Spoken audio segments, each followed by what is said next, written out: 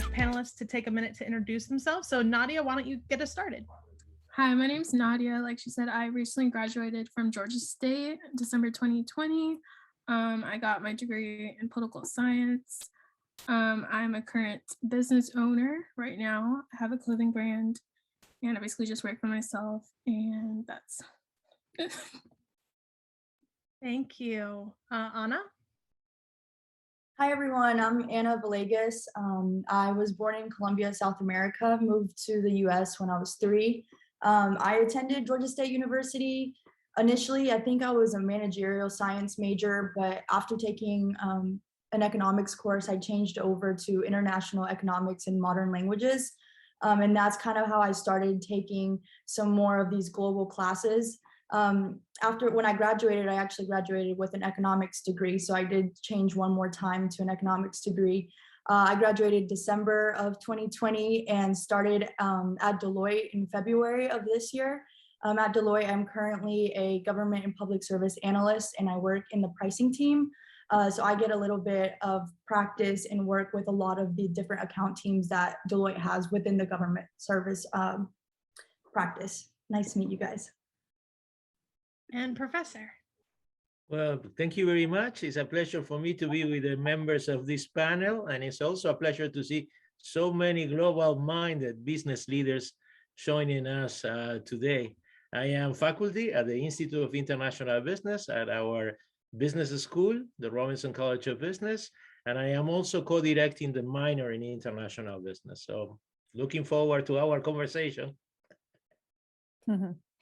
Thank you, Dr. Doria and Anna and Nadia. We're so pleased to have you today. Before we begin our discussion, I'd like to just go over a few housekeeping items. First, to everyone, we are recording this session and it will be made available to all of the Global Scholar candidates who registered for this event. We welcome your questions at any time throughout the program. You can type your questions in the Q&A. You can also vote for questions to be promoted to the top if you like the questions. So let's get started. I'm going to start by asking a sort of broad question to our alumni, Anna and Nadia.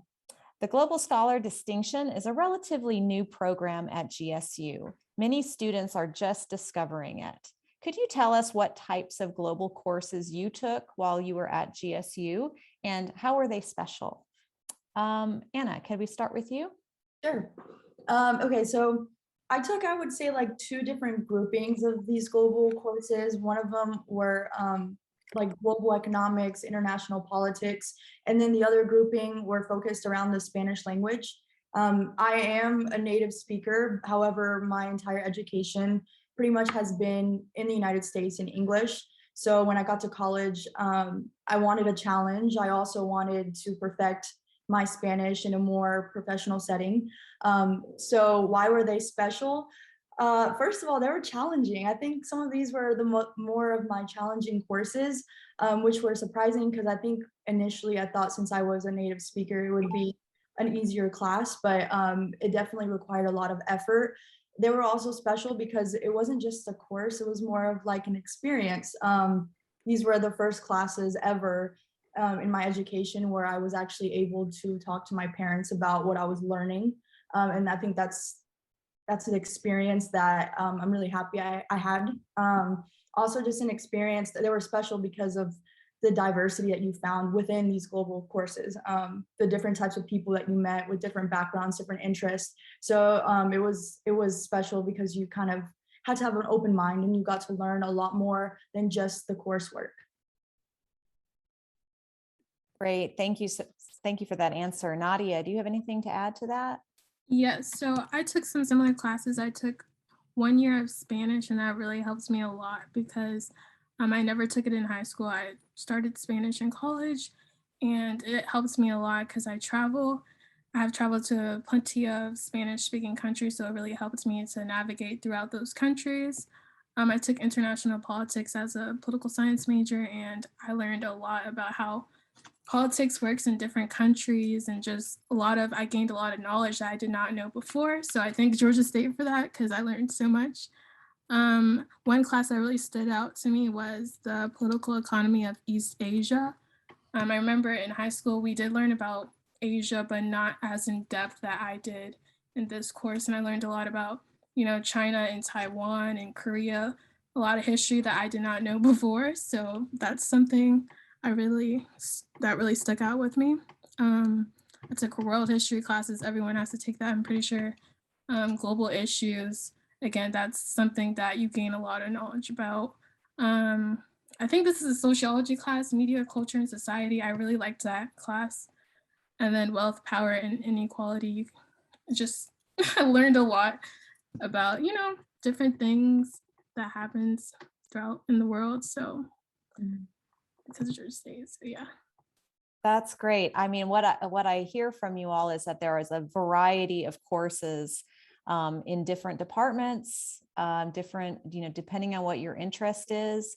You can study different geographic regions. You can study different disciplines, whether politics, economics, business, sociology, cultures, languages, of course. So there are a lot of courses out there. And if you are looking for courses, just, look for the Global Scholar tag, and maybe we can go over that later about if you're looking for courses to register for that we can show you how to do that.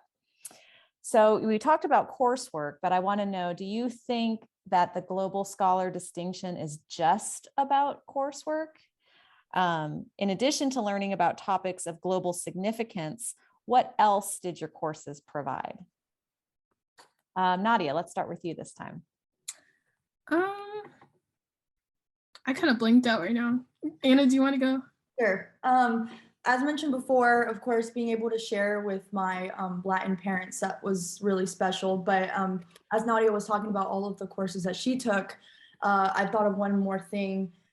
In these global courses, and from my experience, like for example, in international politics, you're gonna come across a lot of different opinions that aren't necessarily your own.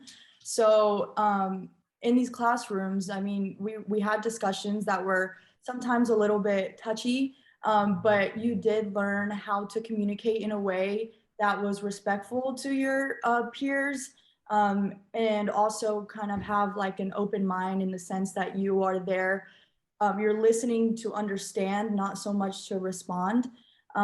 So that emotional intelligent aspect of these global courses is extremely important, because you get that practice in the classroom, which is like a much more informal, safe space. But once you get into the real world or in your career, you do have this experience of like, if someone says an opinion that you don't necessarily agree with, or maybe they have a different perspective on something that isn't yours, you have this experience of how to manage it respectfully, and still understand where they're coming from, or try to understand where they're coming from, and also voice where you're coming from and what your perspective is.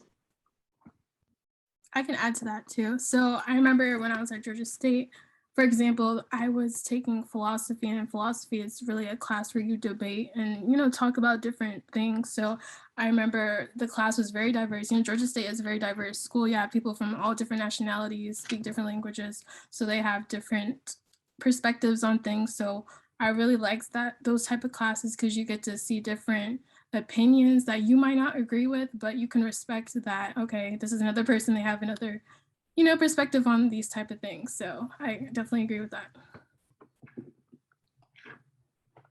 Yeah, I think that, learning about other cultures and learning about other countries, and just sort of the global interconnectedness that, that we share, I think that gives itself to a lot of diversity of opinions, right? And maybe more so than some other topics. So yeah, I'm glad to hear that you were able to share different perspectives and, help, improve your listening skills and be open-minded to other perspectives. That's great. So now we'll get into your job search.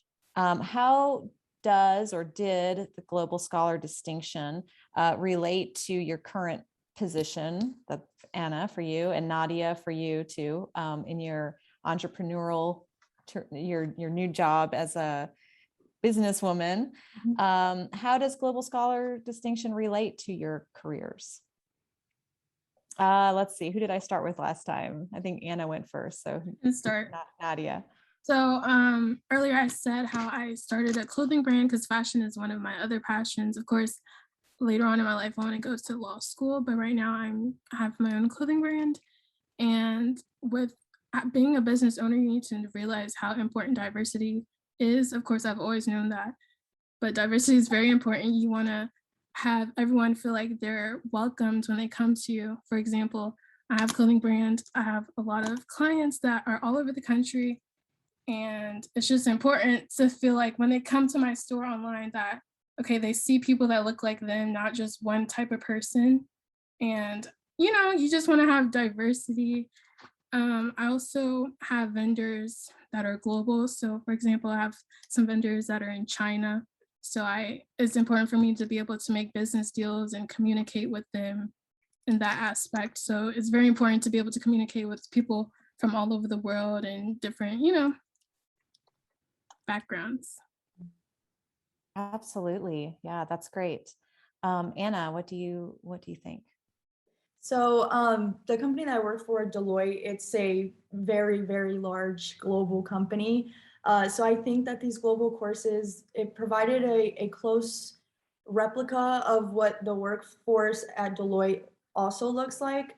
I work with a lot of people from India. I work with a lot of people from Europe, South America, all over the world. And so those different perspectives, the different interests that these people have, the different languages that they speak, that was, it was almost like a mirror from what I saw at Georgia State to what I see virtually, you know, at my job. But also it has opened a lot of opportunities and doors for me that some of my other colleagues haven't had.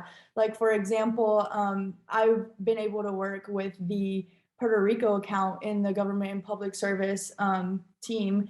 And it just gave me an edge. It allowed me to connect better with the account team because I spoke their language. Of course, anyone who just spoke English would have been able to help them, but forming that connection, it definitely helps with the networking aspect. I also had the opportunity to volunteer for a resume workshop with some students from the University of Puerto Rico, which they also spoke English, but like I said, a lot of times you want to be able to connect to the people you're interacting with, and a lot of times language is the connection there. And I've had a lot of other things, like for example, I participated in a language table, a Spanish language table for fun at my job, and I got to meet a lot of different professionals from different parts of the firm that I wouldn't have been able to meet if I didn't take that opportunity for the Spanish language table. So definitely my openness to the global perspective, also my ability to communicate in a different language has accelerated me in my career. It's set me apart. It's allowed me to connect better with a lot of my colleagues. Those are great answers. It sounds like global scholars have a sort of a natural respect and appreciation for people from all different cultures. And that might help you in business relations. It might help you, you know, meet new people. It might help you network with people, whether they're, you know, customers or vendors or colleagues. So that's great. And you've kind of already answered my next question, but maybe you can summarize or add some new points if you want. In your opinion, why should students try to earn the Global Scholar distinction? So Anna, this time we'll start with you and then go to Nadia. Well, first of all, the Global Scholar distinction, like just the name of it sounds pretty fancy. So that's really nice to have that distinction underneath your belt. But also outside of just like a professional answer, gaining perspective and knowledge as a person, it never hurts. Also, you get to meet a lot of really interesting students with different interests, and you know, you might discover someone might unlock something inside you that you didn't necessarily know, or like curiosity about a certain interest, or maybe about their culture. Maybe later down the road, something that you learned in these global courses will allow you to connect with someone you meet in your life. So I think just from the distinction being like a really nice thing to have on your resume, just expanding your knowledge as a person, being more open-minded and gaining a better perspective allows you also to treat people more kindly, understand where people are coming from, maybe not jump into conclusions. Even with decision making, maybe it allows you to look at all the options rather than one option, like a very more like a open mind perspective rather than a narrow focus on the way that you approach decisions and stuff like that. I think the global scholar distinction is very good because it elevates you as a person. It really helps you have a global perspective. You're taking these courses that are giving you knowledge that will help you in the real world. So I think that it's definitely worth it because you can use it for resumes. You can talk about it with employers, and it really sets you apart in the interview series. So yeah. And I think Georgia State is the most diverse university in the US. And so being able to connect that you go to GSU, you graduate from GSU, and you also have this global distinction, putting those two together, that really sets you apart from the rest of the other candidates. That's a wonderful point. Thank you, ladies. We're going to jump over to Professor Doria just for a moment here. Professor, in your opinion, how does taking global coursework benefit students? Well, thank you very much for the question. I want to start saying, look, as an instructor, listening to Ana Maria and Nadia, I am full of energy. I'm so happy. I'm so happy as an instructor because it means that the global scholar works, because I see your passion, your commitment to help other people to be more global. So going to my question, I don't want to talk for 1 or 2 hours now. So going to my question, I think there is no doubt that if a student, a future leader, I am in business, but a future leader, whatever the field is, can become global minded, can be trained to be global, look, it's easy. You will have more opportunities to help, more opportunities beyond borders. And you will have more opportunities to learn because, as Ana Maria said and Nadia said, you are able to communicate with other cultures. You maybe even have a different language. And if you are in business, and I finish here, I promise. I finish here, I promise. If you are in business, every business leader wants to see his or her business grow. Well, if you focus in the global market, there are more chances of growing. So for me, no doubt, I celebrate this, but the thing that I celebrate the most is to see the creation of the global scholar that is Ana Maria and Nadia. So thank you for inviting me to this.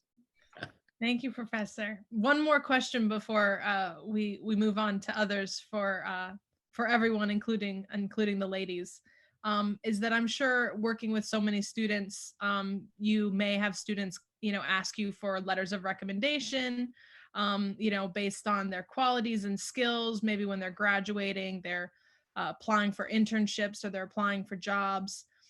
So what qualities does a student have that makes it easy for you to say, yes, absolutely, I will write you that letter of recommendation? And maybe in your opinion, how do some of these global scholars courses help to develop those specific skills and characteristics? Well, first of all, we want always the best for our students. So every single student that comes to me for a letter of recommendation, if I know the student, I will be happy to support the student. So that's thing number one. Thing number two, to be global minded is about liking people. You need to like people. So every single leader, I mean, corporations, there is no doubt that they want global-minded people, no doubt. But in the future, in the next decade, every single organization will look for people who are global-minded, because we will be so connected.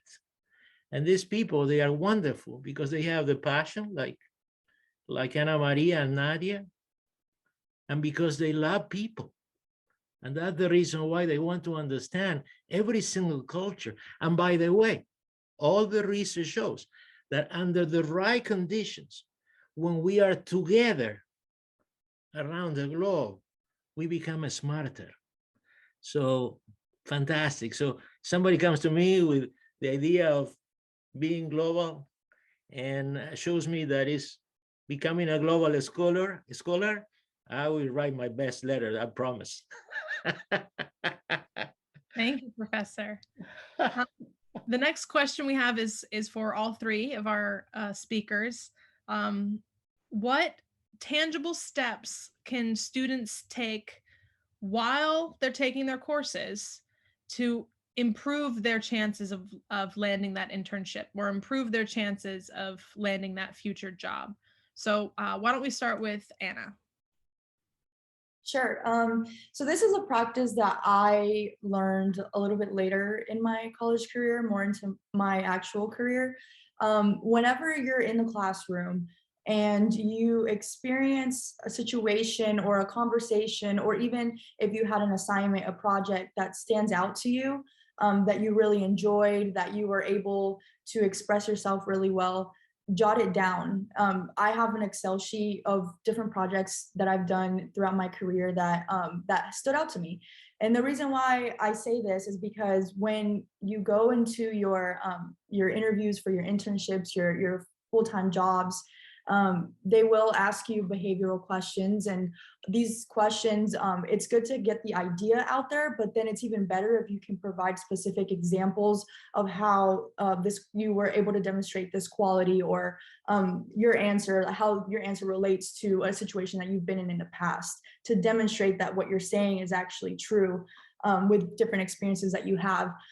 So like, for example, if one of your qualities is that you're a people person, right? You're at Deloitte, we call the people integrators. So if you're a people person, right, you could say, I took courses at Georgia State that were labeled as global because I want to be able to treat everyone with respect, and I want to be able to see everyone's perspectives, because everyone's perspective it's different, but if it's not like, it's not like mine, it doesn't mean that it's wrong. It's just different. And I want to be able to treat people with respect. So things like that. Certain situations, projects that stand out to you, note it down so that you're able to use those in your interviews. That's a great suggestion. Nadia? Nadia, say again, you were muted. Can you repeat the question? Sure. Just to suggestions that you would have, tangible steps that a student could take while they're taking their courses that may help them in landing that internship in the future or landing that job in the future. So, additional things that they could do maybe beyond just taking the courses themselves. I would definitely say during classes, they can have more discussions, ask more questions about things they don't have a good understanding about, make an effort to talk to people of different cultures, ethnicities, and religions, just so you have more knowledge about, different things.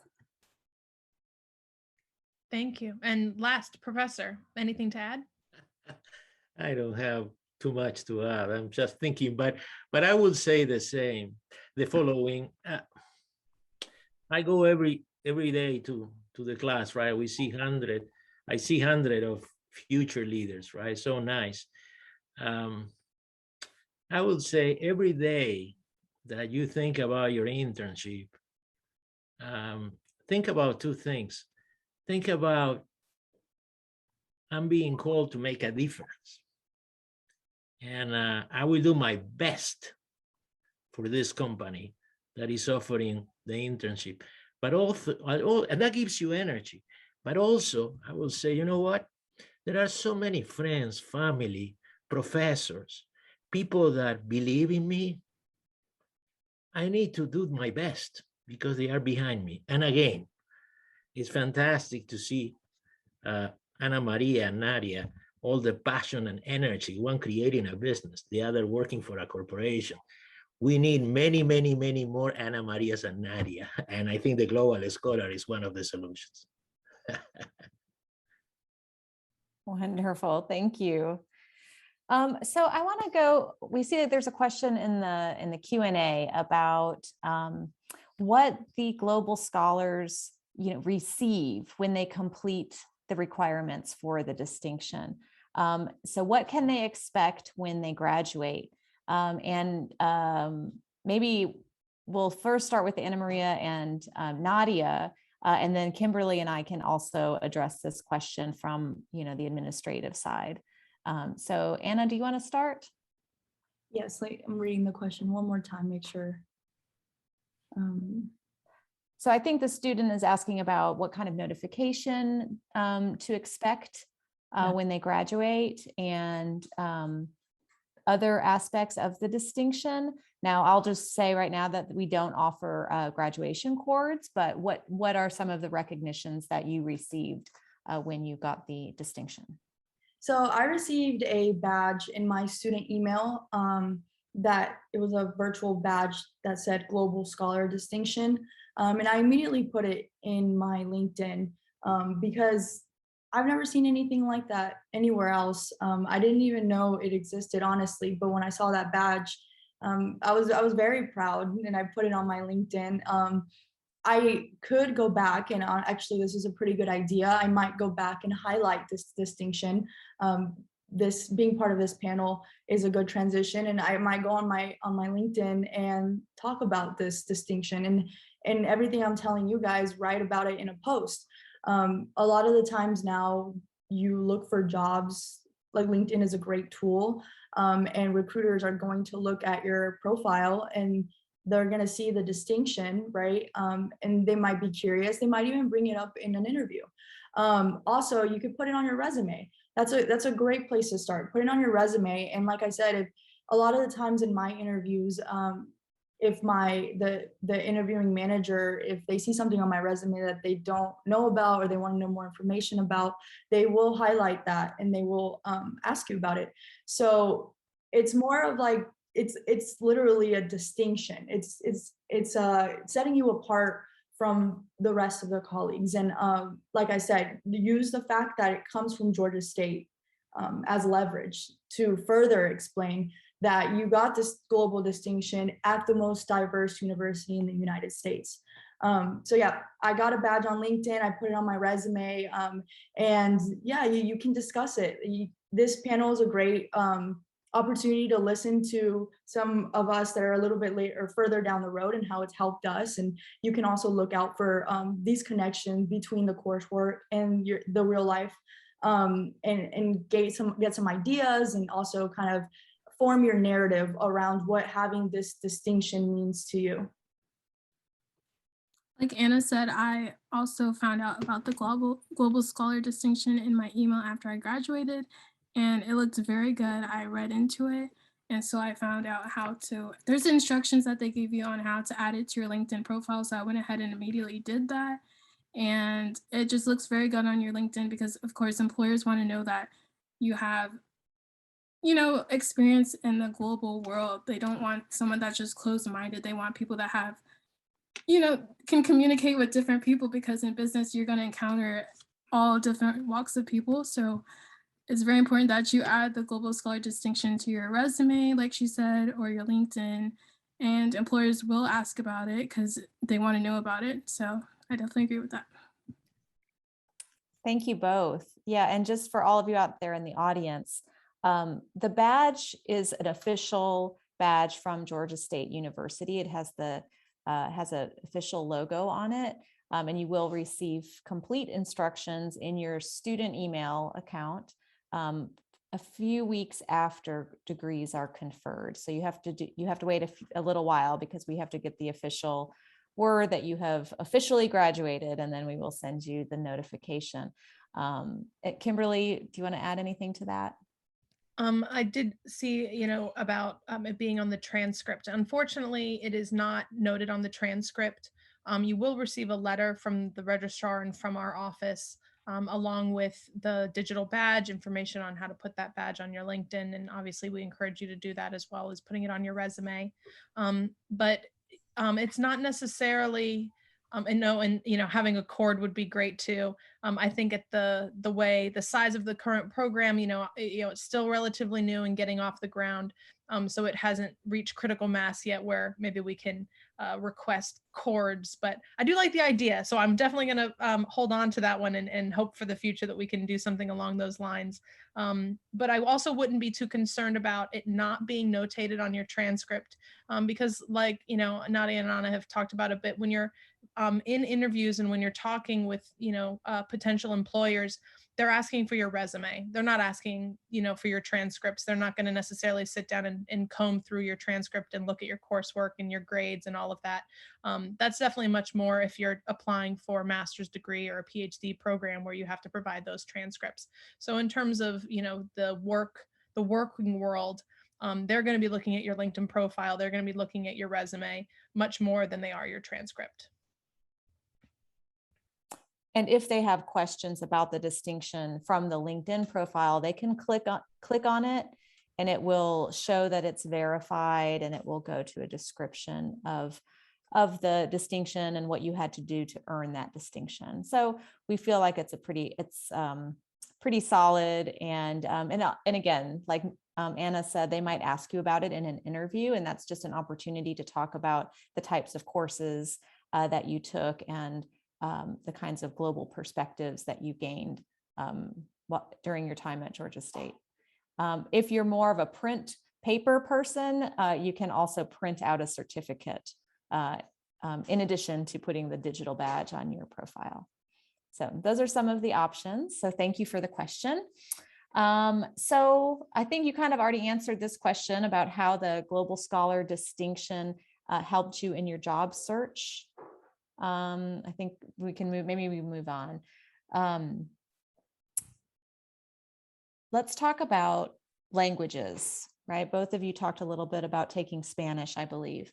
So all upper level 3,000 and 4,000 level language courses are included as Global Scholar courses.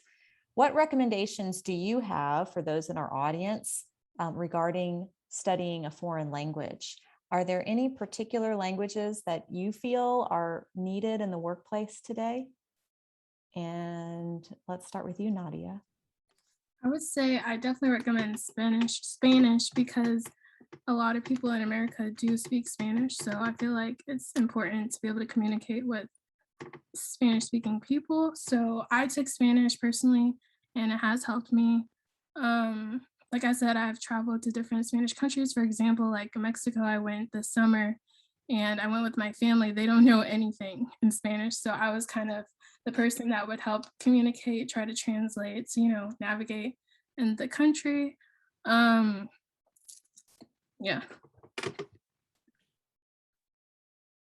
Oh, suggestions on studying a foreign language. The number one suggestion I have is to immerse yourself in the language one way or another. I'm currently trying to learn Portuguese, which is a foreign language to me. And some of the things that I've done is found people who I feel comfortable practicing my language. I was always a little nervous to practice my Spanish because I guess I had like this misconception that I had to be perfect in Spanish because I'm a native speaker. But once I found comfort in my Spanish courses to actually speak and practice, or different classmates who I could speak to outside of the classroom who might have like similar interests in me, that helped a lot.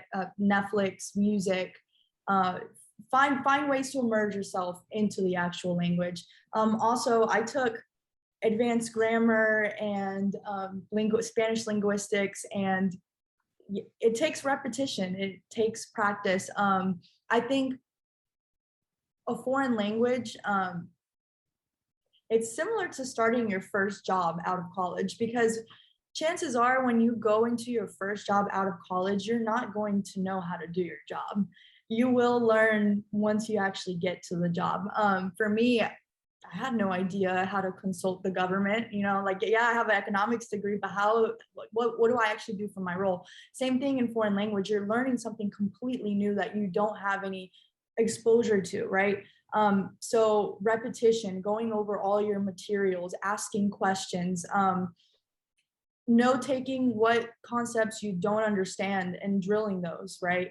If you don't understand how to conjugate verbs, be mindful that you don't understand that and get some extra practice on that.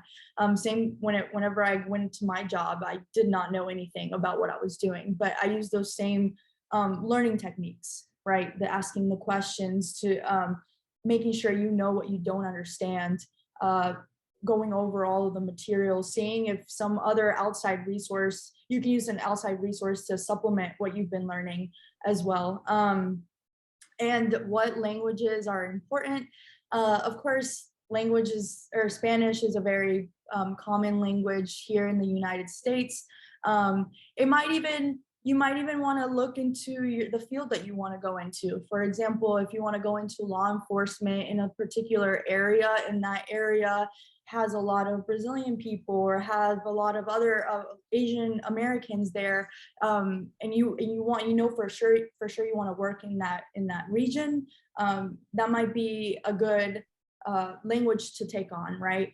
So a lot of research on what you want to do particularly. I found that a lot of Spanish is a common foreign language among a lot of people. So I've actually had the opportunity to speak Spanish to one of my coworkers who took Spanish through high school and college, and she's not native speaking. And she actually tells me that she's really grateful that I'm willing to speak to her, because right outside of college, she doesn't really have the opportunity to practice her language. And, you know, if you studied a language for 8 years, I would hope that you'd be able to, you know, utilize all the hard work that you've put into learning this language. So yeah, I mean, for me, Spanish has been really useful. But of course, like, there's a lot of other languages that you can use. Just do your research, see what your interests are. If there's a certain part of the world that you really want to visit, or you really admire the culture there, start to learn the language, you know, or even just the basics, so that when you go travel to these countries, like Nadia said, you're at least able to maneuver your way around the country and communicate. And a lot of the times I found that if you attempt to speak someone else's language, you know, like a good attempt, they really appreciate that. They see it as a way of you trying to connect and putting like a good effort to get to know them and their culture as well. Wonderful points. Thank you both. So in terms of available courses for the Global Scholar Distinction, all 3,000 and 4,000 level study abroad courses also count. It's not a requirement that one of your Global Scholar Distinction courses has to be a study abroad program. It can be, for sure. If you study abroad 5 times, then those could be your 5 courses for, you know, if they're the 3,000 and 4,000 level. But obviously the Global Scholar Distinction allows students who don't have the opportunity to go abroad still have those chances, even though study abroad courses do count. So for both Anna and Nadia, did you study abroad or travel abroad while you were at Georgia State? And could you tell us a bit about those experiences and what you learned from them? We'll start with Nadia. I did not do study abroad because when I was interested, COVID hit, so that took out that opportunity. But you know, I did go to Cuba in 2019, and in Cuba, a lot of them do not speak English. I mean, yeah, they don't speak English. So immediately before going to Cuba, I was taking Spanish classes, so I did have a little bit of help that way. So I was able to like get taxis, communicate with the taxi, tell them how to get to the hotel, how to go to different, you know, landmarks in Cuba. So that's something that I was really grateful for. And if you do have the opportunity to do study abroad, I do recommend it because you're just going to learn more. And that's something that you can add to your resume and also connect that with the Global Scholar distinction. For me, I didn't study abroad through Georgia State, but I did do an independent study program in Columbia, where I'm from, the summer after my freshman year at Georgia State. And I did that independently. The international school that I went to in Columbia, you paid for it per week. So if it is another opportunity, if you're able to study internationally, you can look for these international language schools that provide 1 week courses. So if you only have a week, you can go for 1 week and get that experience there. But from what I learned, man, I made so many friends from all over the world in Colombia.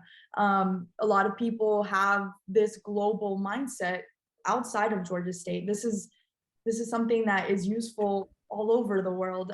And so I met a lot of people there. Of course, I learned a lot about their culture. One of my really good friends, she lives in Amsterdam. I have another friend that I met from Brazil, another one from Korea. So now I have like these random points of contact all throughout the world, it's just nice to have. It's nice to see like what their lifestyle is like versus yours through social media, if you choose to stay in touch with them. But if you don't have the opportunity to study abroad, definitely, like I said, I was part of a language table through my company, but I'm sure if you do some research, especially now, you might be able to find some language tables that are virtual. So, you can practice your foreign language with people virtually, and you don't know them. It probably eases the anxiety a little bit. Or maybe if there's areas, there's a lot of areas in Atlanta that are very concentrated in one certain ethnicity, like Buford Highway, right? You can go there, go experience some of the restaurants there, experience how the people there interact. It's different ideas. Those are all great suggestions. Yeah. And I'm going to turn it over to Dr. Doria too, because Anna just gave some great suggestions about our own local global communities here in Atlanta and exploring them. Dr. Doria, do you have any other advice for students who might not be able to study abroad, but still want to gain global experiences? Yeah, well, about, I think 3 years ago, we started with something that I think is absolutely fantastic. I'm doing this for the last 2 years. It's supported by our Office of International Initiative, and it's these virtual exchanges. So it's what I like to call a classroom without borders, a classroom without borders. So for example, right now, I have in my students, about 200, right? That they are working together, and it's fantastic conversations with the students from Munich Business School in Germany and with University of Toronto in Canada. And they're discussing, okay, what are the cultural differences? What do you think? They are doing projects together. So I think Ana Maria said it, when they finish, they have so many connections and future business leaders in these two countries that the value is tremendous. Of course, I highly recommend everybody to try to do a study abroad. We have a fantastic, amazing group of donors that they are helping our students to study abroad. But we need to celebrate that we also have this initiative like the virtual exchange project. One more thing I want to say. I think business and globalization are two topics that are very interesting, right? So at the minor in international business, that you can finish your minor without delaying your graduation. So that means time is money, right? Without delaying your graduation, all the courses count for the global scholar. So you can have a minor in international business and also this significantly important recognition of being a global scholar, but also you can have some understanding if you are not coming from the business school about doing business, which is always good, right? Thank you, Professor. You have already touched on this a bit in some of your answers before, but hoping you can just bring it all together, in a wonderful summary. In your opinion, and from your experience, how does the Global Scholar distinction prepare students to work on and communicate in global business with diverse global teams around the world, be it in business or in economics or politics or humanities, teaching, human rights, whatever it may be, all of the different fields? Well, in terms of business, you need to understand global operations. So we teach that. We teach import, exports, global supply chain. You need to understand a strategy. You need to have this capacity to say, okay, we have a lot of countries to go. Which is the right country to go with my service and product? And also, I think not only for business, for everybody, you need to understand that the place that we have to live together is our planet. So we need to take care of this planet. So in order to understand that, you need to have a global vision. So I think the Global Scholar gives you a certification to the employer that you are global minded and you have this passion about this place that we live that is called Earth. Thank you, Professor. One of my favorite sayings, it's also a bumper sticker on my car that says, "Humankind be both." I love it.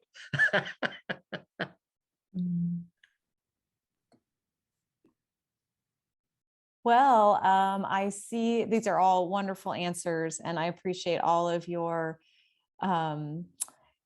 candor today and helping us understand more about the Global Scholar distinction and your passion, obviously, for all things global.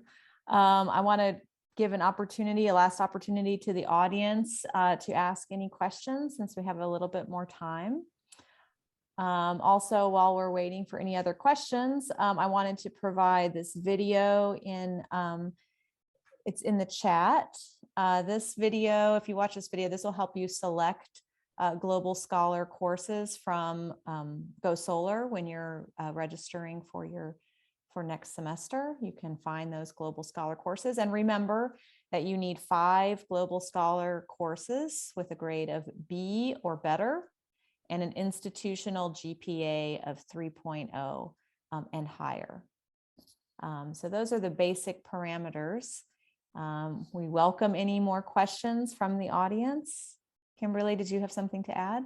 Just that to put out there that if you would put in the main website as well. Yes. Diana and my contact is on the website, on all of the pages of the Global Scholar Distinction website. So land on one of them and you'll see our information. But if you're unaware, obviously you've been invited to this because you are taking or have taken at least 3 courses. But if you're curious about maybe what those courses are, or if you have 4 or 5 or how far away you are to completing the distinction, or if you do just have any questions pertaining to you specifically and the Global Scholar distinction, please reach out to Diana and I, and we'll help answer those questions for you. Yes, and I just want to thank Anna and Nadia and Dr. Doria for spending this time with us today and for sharing your ideas about how students can get the most out of their Global Scholar coursework, and how you gave some excellent tips and ideas about how students can be involved and reach out to people and network with people and interact with other cultures, whether here in Atlanta or abroad. So I think that all of you had great suggestions for the audience today, and I want to thank you for your time. And to the audience, I want to let you know that We know how hard you are working.